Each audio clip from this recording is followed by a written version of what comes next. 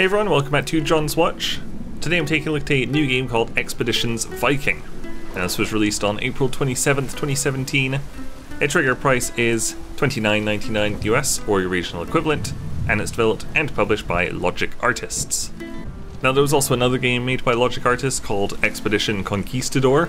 They're the same kind of game. This one's definitely a bit more up to date. The graphics look great on it. What it is it's like a strategy RPG game. The screenshots kind of remind me of the Great Whale Road, if you guys remember that one from a few months ago, I think. I do see some DLC for it on the store page. There's one called Expeditions Viking Blood Ice, which is free, so my guess would be like a little campaign, little story kind of thing for free, which is cool. Even if it's not, it's free, whatever. I don't know too much about it. I think we're just going to start up a new game and hope it does a tutorial. So we can do a character creation here. Wow. Oh, this guy's a nice little beardy looking fella. Look at this guy's beard. Africa Falki. You can randomize these, you can. Sigthorn. Yeah, we can just kind of customize him. It's, there we go, randomize. We can keep the name at least. So we'll just kind of go for something that we like the look of. I'm not going to spend too long on here, but there's lots of stuff you can customize, honestly. I like this guy, big bushy red beard. He's great. Lovely matching colors. You can customize all the colors as well. All of this stuff, it's really cool. Make him a little bit taller. Oh, no. There, that's fine. Sigthorn Tryggr. No. Something really cool. Sigthorn Tryggr. I love him. Next. Alright, stats and skills. So like D&D kind of skills, I'd guess. So we got 4 to put up here.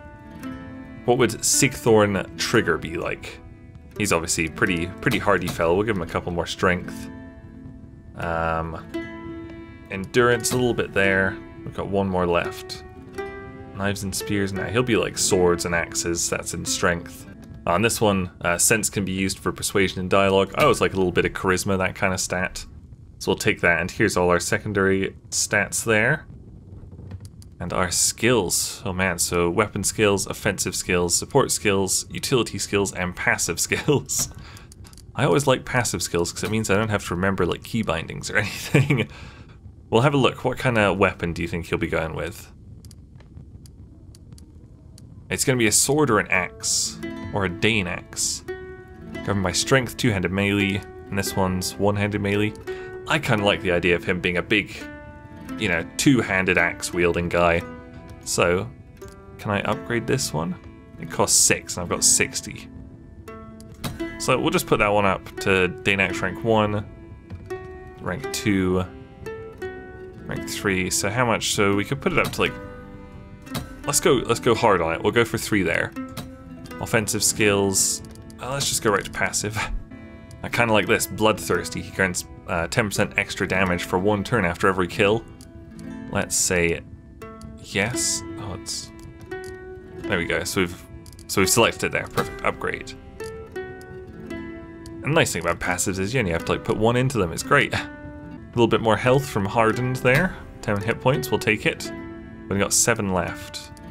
Oh, there's a leadership skill here. Governed by sense. It costs 6. I think we'll take it.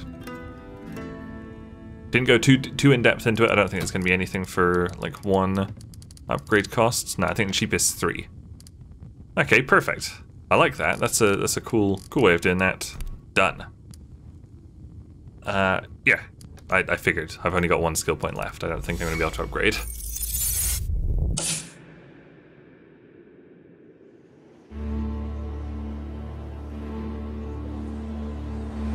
Your father was a great warrior and a good husband, but he was not a strong chieftain to his clan. As he travels to join his brothers in the halls of Valhalla, you must take his place. Our clan is beset by petty squabbles. Some amongst our people would contest your claim to leadership, as they sought discord our neighbors' plot against us. Gather your most trusted clansmen. Together you will face dangers which none can predict. You will be challenged on your leadership, your resolve, your wisdom.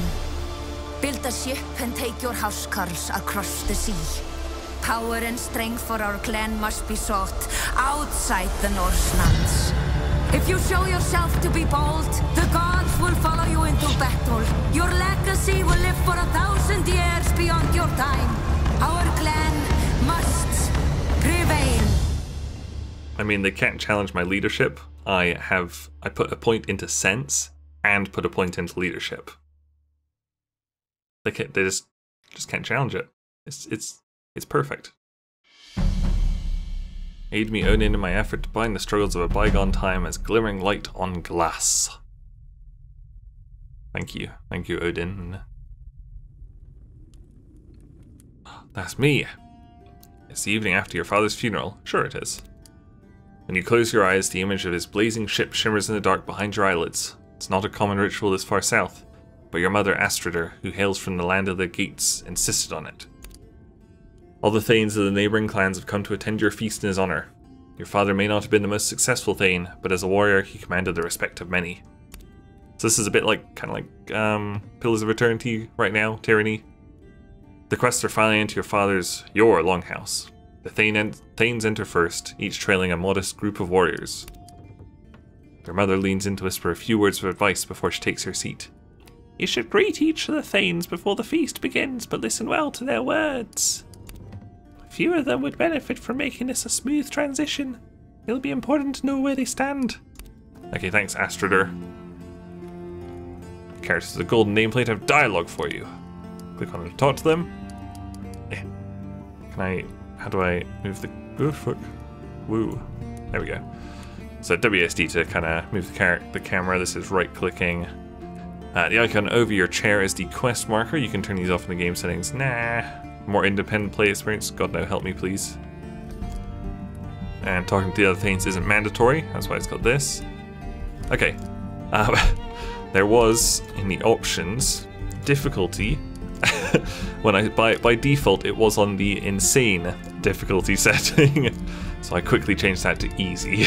I thought that was funny that they put it as insane as default. That's great. Okay, so wait.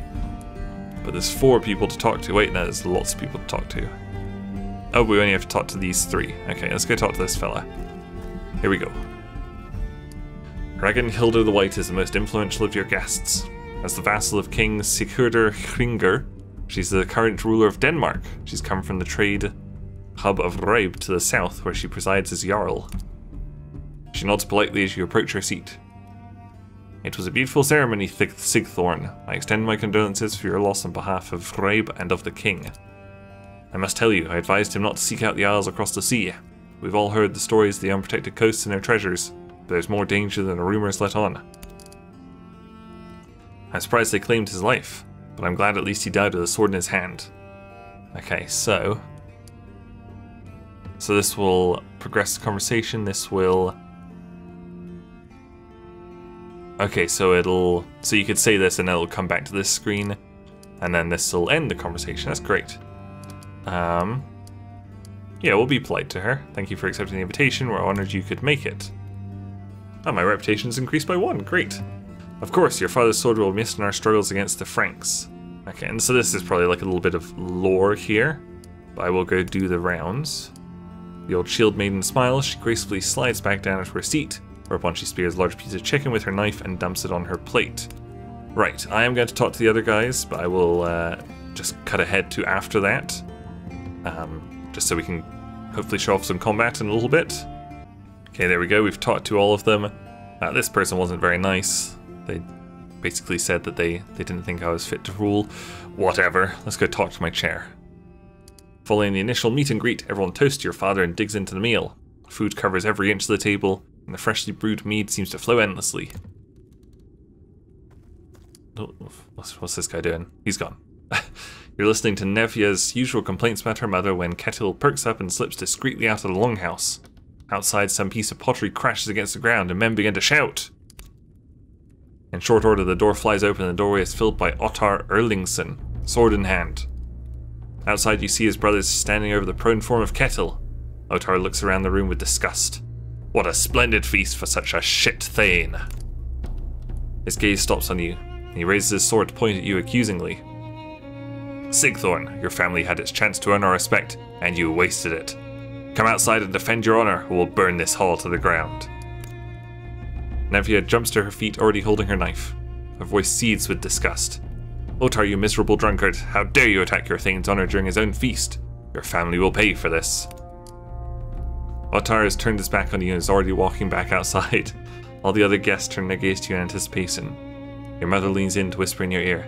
You have to handle this. If the other Thanes think we're too weak to deal with such a blow against our family's honor. I think it's probably best to fight myself. Let's do that. Shield Maiden shakes her head. The drunken fool is here for a fight. I think we'll actually have to kill him this time. Okay. Can do. Retrieve your weapons from the rack by the door. Oh, Nevia's following me. Got him. Take all. Hey, my Dane axe. And a bow. Okay. Click on inventory. And now we kind of drag them, I guess. And they've got 2 sets of weapons. Neat. Okay. So this axe takes up both slots, so we can't put a shield on. Apparently we can. And now if we switch to the other one... Oh, I see. Okay, so main one is the axe here, and the other one's the bow. Fine. We can put this mead on our feet, because that makes sense. Perfect. Oh, is she okay?